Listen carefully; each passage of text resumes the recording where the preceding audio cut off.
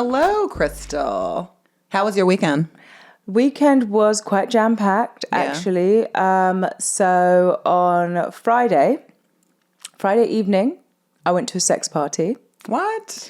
I know. I just saw our camera guy look up just there. You went to a Lovely sex cut. party? Yeah, I went to a sex party, right?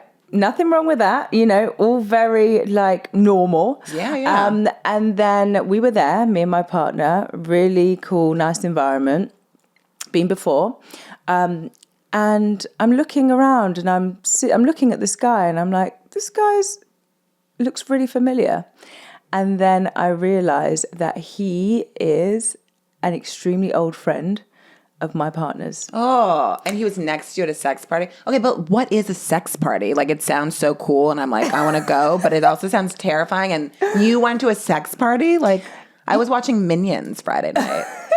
What is a sex party for... What's this sex party? No, you're making me feel embarrassed. No, it's so cool. It's essentially like a party where some people are fucking. And that's that. But there's lots of different areas and there's like good music depending on the type, interesting crowd. Like dancing? Some dancing, yeah, definitely. Pretty good music for some of them. And so in a way, I was kind of left thinking that I probably won't go again because you can't even go to a sex party in peace. I mean, yeah, New York, like you run into someone. So you knew this guy, like you knew him like for real. Proper. He was around our house for dinner like a few months before. And it was really awkward. And then when I said, "Is that your mate?" And then he looked and he was like, "Oh my gosh, it is him." And then he was going to get up to talk to him, but he had like a bunch of women all around him. He wasn't naked. This wasn't like the naked area, thank God. Okay. But it was just like awkward. I think I become really awkward and it just completely changed the vibe for me. And he's so lovely, but we're just like, "Hi, how are you?" Oh my God. And then later on we saw him and he's like in his pants, like obviously been up to no good. And there's this other woman next to him and she's like touching his thigh and this other woman who he came with. And I'm like, I can't even look right now. I mean, okay, that's this interesting. This is so bad. First of all, you're like so not awkward. And especially if you're someone who goes to a sex party, I feel like you're just like not awkward, you know? And also if you go to a sex party, I guess you just have to be prepared for knowing someone. And I right? think, I think that's the thing. And I think that is something that's made me realize that I don't want to go anymore because I can't be comfortable somewhere if I know that my friends are around fucking. Like, I do not want to see my friends fucking. I'm sorry. I know you're gorgeous and everything. You're probably great at doing what you do. But I do not want to see you naked, babes. What do you think? Okay, I think... I actually kind of do want to see people having sex and naked. I'm always curious. And I don't even know if it's a sexual thing. I'm just like super curious about what people look like naked. And I'm just curious about everything. Yeah. But I don't want them to see me. Like I don't need them to see me. Would I die if they did? No, but like I just don't. It doesn't like turn me on. Like I don't need it. Yeah. But I will say I went to a sex party in high school. Oh my God. My friends and I were out. We used to go clubbing all the time, you know, city kids in Manhattan.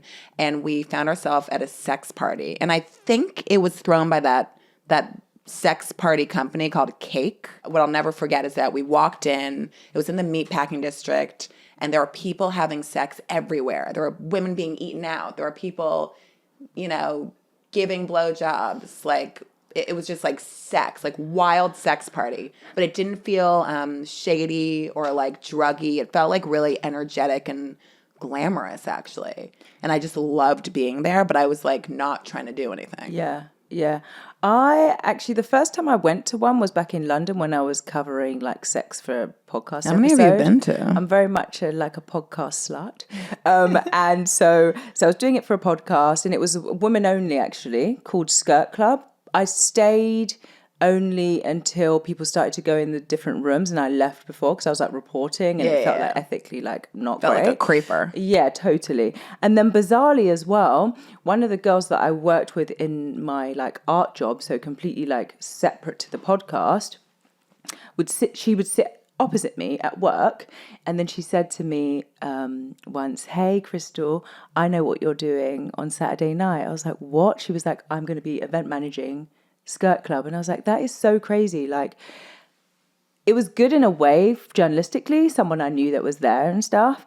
But that really should have taught me a lesson, because I knew her there. Yeah. Then I bumped into this guy here. And it's not to say like, oh, I know so many people. It's not even about that. It's just that it's a little bit risque to go somewhere where you think you're going to feel really like no one knows you and like can feel really Anonymous. free. Yeah. And then that's like really not the case. And like seeing him with his boxers on was like too much. So I said to my partner, like, I think we need to go right now. There are lots of different types of sex parties, right? I'm not an expert at all. I haven't been to loads and loads and loads, but they have like different scenes. Yeah. And I think I would probably prefer, kind of connecting to what you're saying about you wouldn't necessarily want people to see you having sex, but like seeing people is like cool and interesting. I feel similar actually. And I think it would be better if it was maybe like masked or something, not like cheesy like masked ball, but like something like that, or like really, really grand, big space where there's lots of things going on, like performance or like art, like really good music, dungeons, like dark corners, like almost like there's a place in the UK called Torture Garden, which used to, it's like hilarious. Used to happen in Brixton Mass nightclub, which is like underneath a church. But like something like that where it's like so big and almost like really artistic. Yeah. But this was a little more small scale, and like bumping into his mate is just a no-no. Yeah, this sounds too intimate. Yeah. Ugh. This reminds me when I used to work at American Apparel, and Love it. I had a crush on a guy who worked in the stockroom, so I wore this see-through leotard to work, like totally see-through, like my boobs just like out. And then my history teacher walked in to shop. Oh my gosh. And I had to like help him wearing that leotard. Oh my gosh. I mean, maybe it's nothing like that, but you just like, you want to keep people in their lane. Exactly. Not you want to keep put them in like your bedroom. Exactly. Everything's separate. Love you two both very much. Yeah. Not together. But we're filming, but we're not fucking. Yeah. The next day, I went to see Sinners, very much continuing with the Sinner Ooh. kink theme. And it was really, really cool. With Ryan Coogler's new film, Horror. Okay. Very much showing my dedication to black art, because I do not like horror. But that was amazing and really, really funny. And I think you would love it. The actor, Michael B. Jordan. The hottest, yeah. Very gorgeous. And Ryan Coogler, the guy who did Black Panther and what else? Creed. Yeah. Oh, Yeah. cool. Yeah, it was really amazing and original and just like brilliant. So I think I might be open to a bit of horror now. Wait, horror? I know. It was pretty good. I don't love a horror. Why? Well, it's just, I'm just really scared of ghosts. Yeah, it's Like- true. Can you sleep? No, I can't sleep and I think about it forever. Yeah, I don't want to watch a horror movie. I feel like as a kid, I was maybe like forced to. Yeah, I think it's funny. When I was saying to you why, I just really wanted to know if it's like a similar thing for me. When you say kid, it really started from a young age. Oh, yeah? This is kind of a weird story because I haven't really told many people, but it's so funny. So many things do have a real impact and you don't really take it in. But we had this babysitter who was like awful and like a family friend. And one time she locked me and my sister in a room and was playing It. Do you remember The clown? Yeah, the clown, which is like I so hate horrible. It. Yeah. And she like held our head like this, my head like this. And there was you couldn't unlock the door. Like the handle was gone. And she just like made us watch it and just Stop. found it really funny. Wait, what do you mean? She literally locked you in a room and made you watch a horror movie? Yeah, well, she was holding my head like that. No. Sounds so crazy, actually. I just can't believe it happened, actually. What a bitch. But anyway, so she like held my head like that and then made us watch it and then like left. But all I remember is not being able to get out and being fucking terrified because that film is so scary. Wait. And since then, I don't do horror. I feel like that's literally abuse, though, to hold a child's head to Yeah. watch a horror movie. I was like 8. Okay. She's a fucking psycho. Wait, so you said you saw your babysitter again? Yeah. That weird one? Yeah, I saw her a few times. Do you know what? I didn't say anything. And maybe I should have. But what I did notice is that she was being very nice to me. Like overly nice. And I was being very standoffish. And I feel like we didn't say anything, but we both knew that something like inappropriate or that she was a dick. Do you know what I mean? You know, sometimes it's it was in like, the air. It was in the air. It's like, why was she being so nice? Yeah, because she felt bad. She felt bad, and I didn't want to. It was also like in big social situations as well. But I think if I saw her again, I probably would say something. I mean, I feel like you should. Like, one life we live. Don't you want to, like, are you curious? Why? I would be like, why did you do that? Like, did she get off on it? Like, is it something, like, nefarious? Yeah, I think she was a bit of a fucking psycho.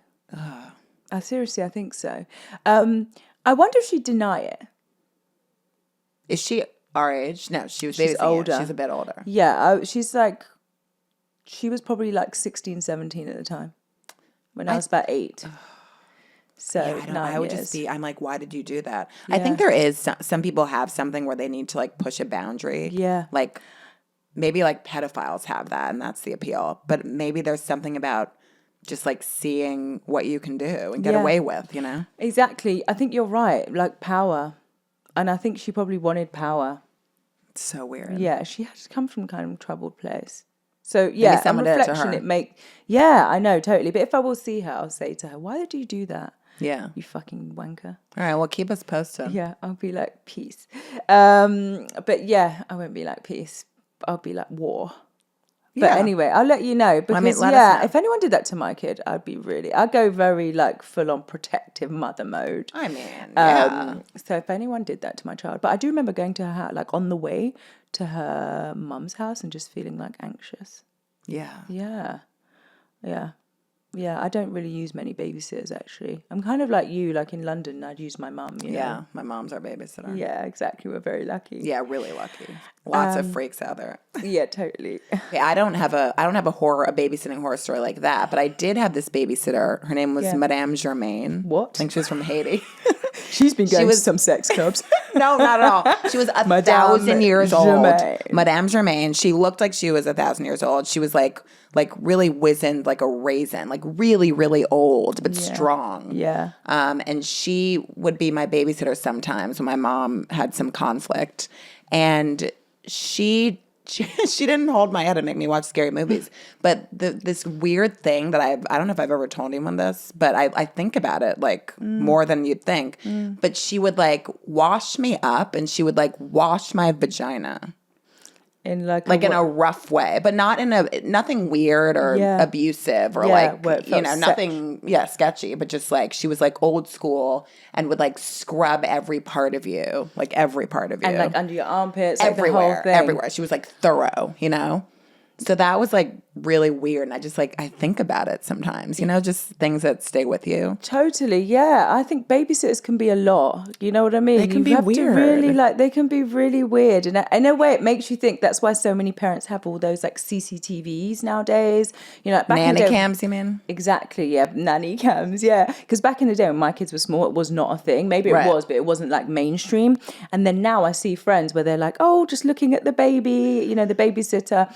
And sometimes I would think like they're fucking crazy, like love you, but like fucking hell. Yeah. Like a camera in the room. But then hearing these stories that we're sharing. I mean, this was not. You wouldn't have a camera in the bathroom. Oh my, no, you wouldn't. And also she would drink maple syrup out of the bottle, which was really weird. Like I would see her, which was fine. Swigging it, yeah.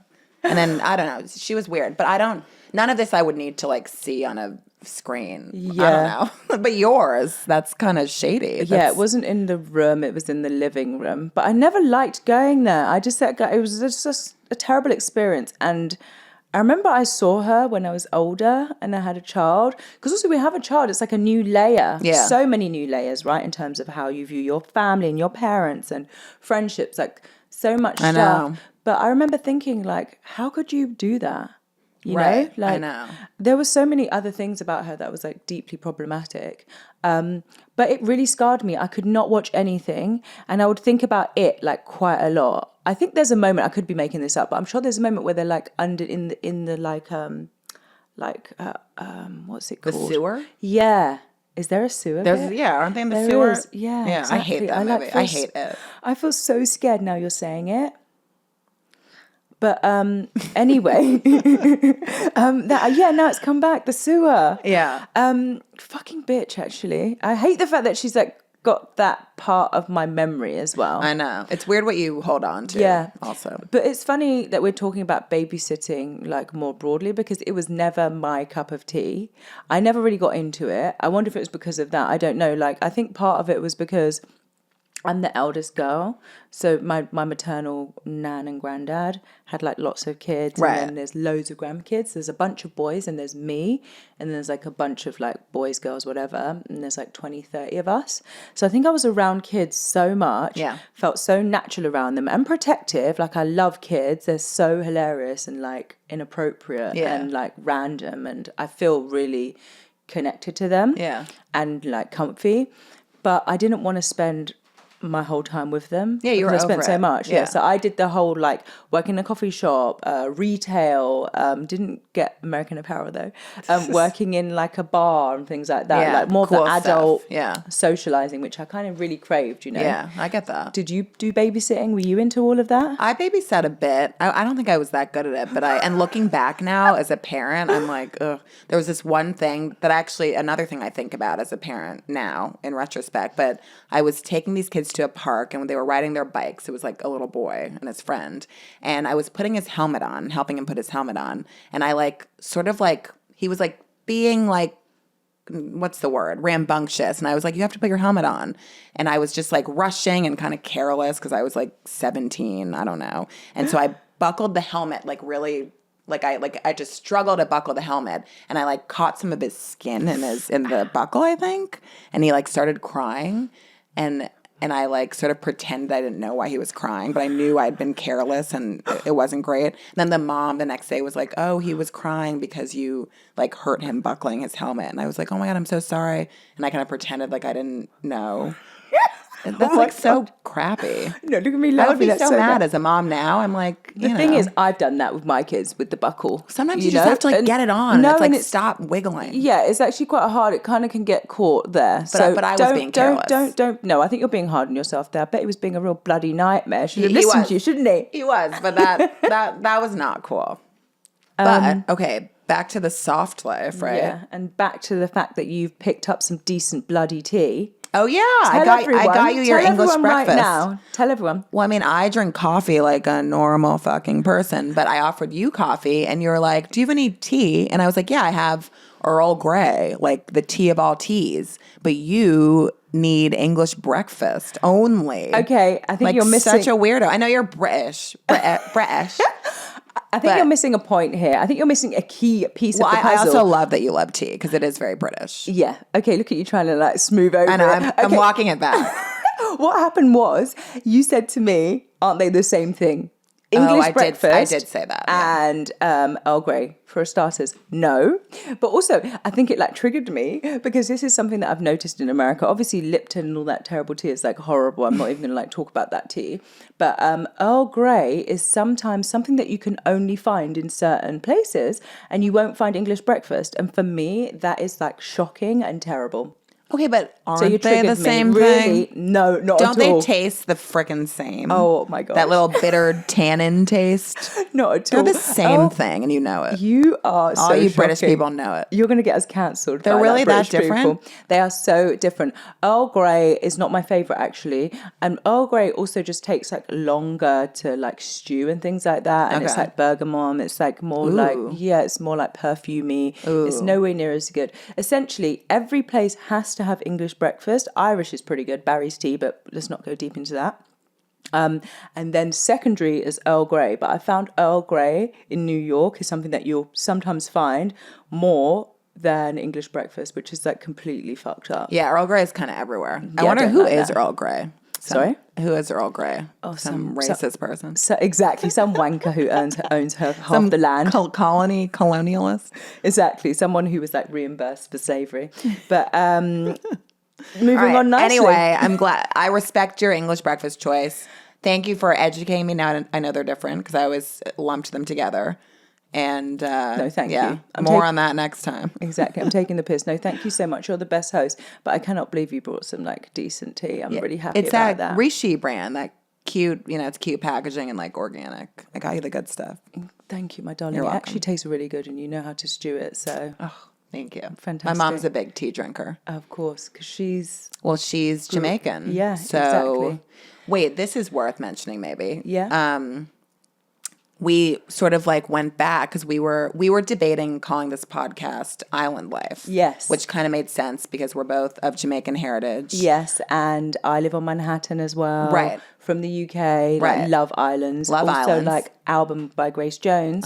We loved that, but we decided against it in the end. We decided against it, but Island Life is sort of like, it's a similar thing, right? Slower pace. Yeah. Like making the decision to live less stressfully. Yeah, prioritizing family, friends. So it was a good contender. Yeah. But yeah, it made sense. Yeah, and also I was thinking, when we were doing the quiz last time, and then I asked you that terrible question about mum and dad, which is like shocking, and you were like, "Mum, definitely." Yes. In fact, I think you're a little harder than that. You were like, "Dad, oh no." I was wondering if I can. Soft life, we're like sharing lots about our like friends, family, things that like make us who we are. And I was wondering if you would like talk a little bit more about that with your dad and like why you said that. Obviously, your mum is probably freaking amazing. Of course, mums are the best. Tell me a little bit more about your dad and why you were like so quick. I mean, know, that was that's probably funny. That was probably one of the quickest answers to that section of question. I know. The question, I think you asked me like mom or dad, like be like your mom or dad or something. And I said mom, obviously. And I said, I was joking. My dad's the devil. But in all honesty, I didn't grow up with my dad. I know him or knew him. He died a few years ago. But I grew up with my mom, who was extraordinary and a splendid person. And my dad, who I knew, didn't raise me and my brother. And so that, a parent who doesn't take care of their child physically, financially, it's the worst offense. There's nothing worse or more dishonorable or selfish or. And like, totally, like, I agree with you.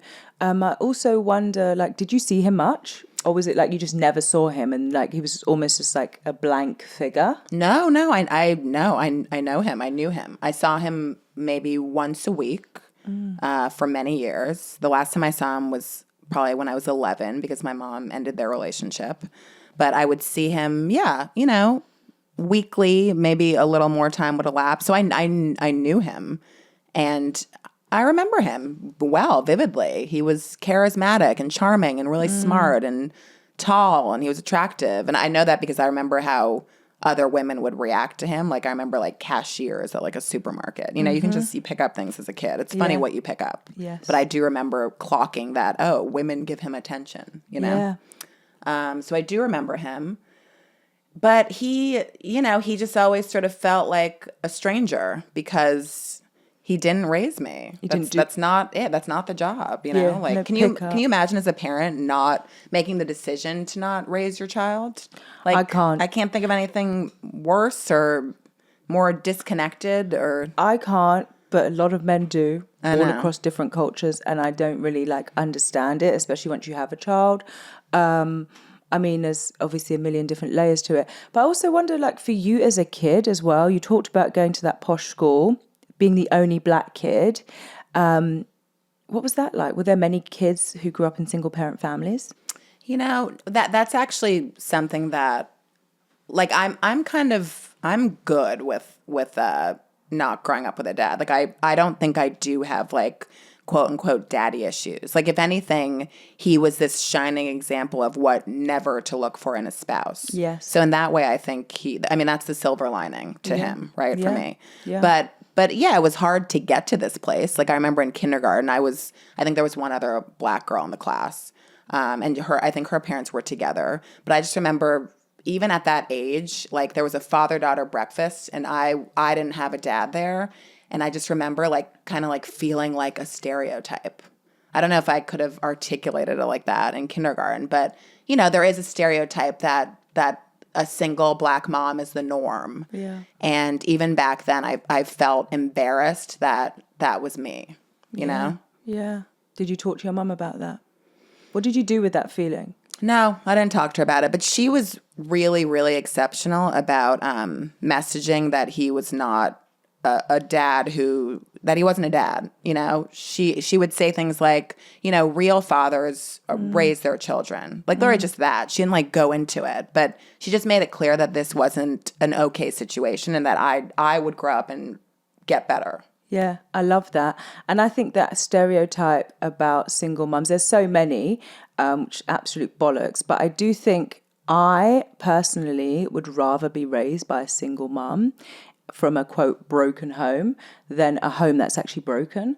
I think that there's so many homes that are broken. And the worst thing about that for me is that you are teaching your child that this is normal. And I love the fact that you mentioned that your mum said to you, like, this is what it shouldn't be like. Don't expect your dad to be like that. Because I think that in homes that are broken, they're not really taught that. And that is like You're right. deeply problematic and really hard. Like, I know many people where their parents don't talk, where they don't connect, where they don't like each other. They've been sleeping in separate rooms for like ever because they don't like each other. Right. And the energy is a lot. And as a child, you're being told that that's normal, that that's okay, but it's not. Right. So then when you go out into the real world, how are you supposed to know what a relationship looks like? What a healthy relationship looks like. What a healthy relationship looks like. So I personally think, says the divorced person, that actually it's better to be single and do it your way. And if you can do 50-50, like what I do,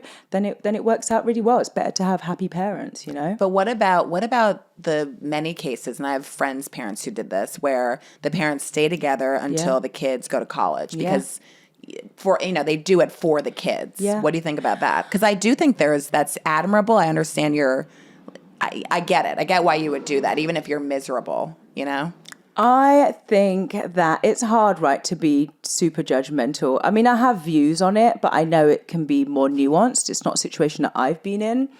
So there's two sides to that. There's economic, okay? If there's an economic situation, there's not much that I can say about that. Totally, yeah. But the idea of saying you're doing something for the child puts it on the child. So I don't think that's actually really helpful. You think the child feels it? I think the child will definitely feel it. To say, I'm sticking around until you finished. I wanted to make you feel like you're in a normal family. Again, it's playing into the idea that I said. It's also teaching your child it's okay to sacrifice your own happiness and sense of self for anyone. And I don't actually think that's helpful as well. I could have done that. Right. I could have said to my children, I'm going to wait until a certain amount of time, and they could have been growing up in a household where there's like tension a lot of the time.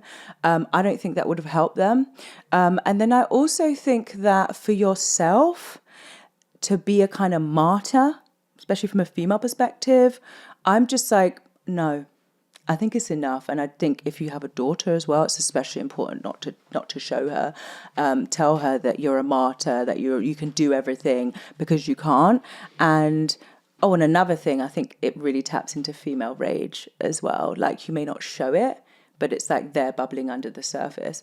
I think that we think children are more stupid. No, children pick up on energy. We think they're basic and stupid. They're not. Yeah, that's true. They're like super smart. These are people who have grown up seeing us from day one, walking around the house, having a chat with a friend, feeling really stressed out, crying, dancing, laughing, walking around naked, having a row. Like, they know you almost as good as you know yourself. No, you're so right. They pick up on, they're perceptive. They're so smart. And I've had like it's been a massive journey that I'm still like going on with my children and sharing information with them about like, the divorce and things like that. And it's always going to be ongoing. But the key thing for me is that they know that we love them very much. They have stability. They talk to us. And I don't want my children sacrificing their life for anyone, Yeah. And I want them to like grow and like hold themselves accountable, but also know that, as we're saying, like with a soft life, it's like this one life, right? To make it feel like as abundant and like beautiful. And being a martyr and being fucking miserable is like not it. Touche. So I love your mum, and I'm really glad love my mom that too. I'm glad that she like taught you those values, and she did a fucking great job. Well, I think that sometimes as a parent or as an adult, it's hard to be honest with children because you think it's too real. But I think her honesty, just like saying like, this isn't what a real dad is. I think that just like saved me years of therapy almost. Do you know what I mean? Definitely. Just like that one sentence. No, I think your mum definitely did save you loads and loads of therapy. And also, but you know, as you said it meant that you were not going to choose a guy who had those qualities. Did that come like really naturally? Because sometimes we say that, right? And then there's always like this one guy who's like a fucking nightmare or whatever. Oh my gosh. But how easy was it to enact that? Or did you have guys in like buckets, you know, a guy who's like a fun guy? Or, you know, guys say that, which is so marriage material. Like, right. Oh did you have that kind of thing? Yeah, that's a good question. I feel like she set me up to like know my worth. Do you know what I mean? My mom did. Yes. Like I remember after college, I was dating this really hot guy, and he was kind of famous at the time. He was in this band that was like famous, having its moment, and he was hot and like, you know, he was like really hot. and like we sex club hot. No, I'm joking. I mean, beyond. And we had a thing. And he had a gigantic penis, not even to like talk about penises, but he did. And acted like it, might I add. Right. Anyway, and this is the point. So I remember once we were at his house hanging out, and I was like, ooh, I'm cold. And the window was open. And he was like, oh, really? I'm hot. And that was it. And he like made no move to close the window. And it was like, it's such a small thing, but it just like, it told me everything, you know? Like I was like, I know, like. There's also a lot there's also a lot of layers to that. I'm hot. You know what I mean? It's like he knew he was hot. He's like, I'm hot. And he's also like, what? But I must say, I just want to push a little bit on that though. You could have said, I'm cold. Can we close the window? You're right, and I didn't, and I maybe I didn't think I had to, and I kind of don't think I have to. Like I'm not. I don't need someone to wait on me. Yeah. But his non-reaction. Yeah. And like he oh really? I'm hot. Like that's the response. Like that prioritizes. I don't want him to close the window if he doesn't want to do that for me. It just tells me like who he is. Now, did I continue to be obsessed with him? Yes, because I was like 20 and an idiot. But I also knew that like he wasn't for me and that he was like shitty. Do you know what I mean? Yeah, definitely. Yeah, I think like also at that age, like learning to communicate for us as well is hard. But that guy was obviously in another world. Like he just like thought he was fantastic. He did, and everything was secondary. Yeah. I was secondary. And might I add, when I met my husband years later, and I came to his house for the first time, his toilet was sparkling clean. Fantastic. And in the way that I knew he had cleaned it because he knew I was coming over. And that told me a lot too. Yeah. So sometimes it really is like, you know, it's what's the phrase they say? It's like what you do versus what you say. Yeah, 100%. You know? Yeah, no, definitely. But yeah, again, I don't think I didn't have an issue from my dad, who, you know, was not a dad. That didn't translate to who I chose. Yeah, I'm quite ultimately big.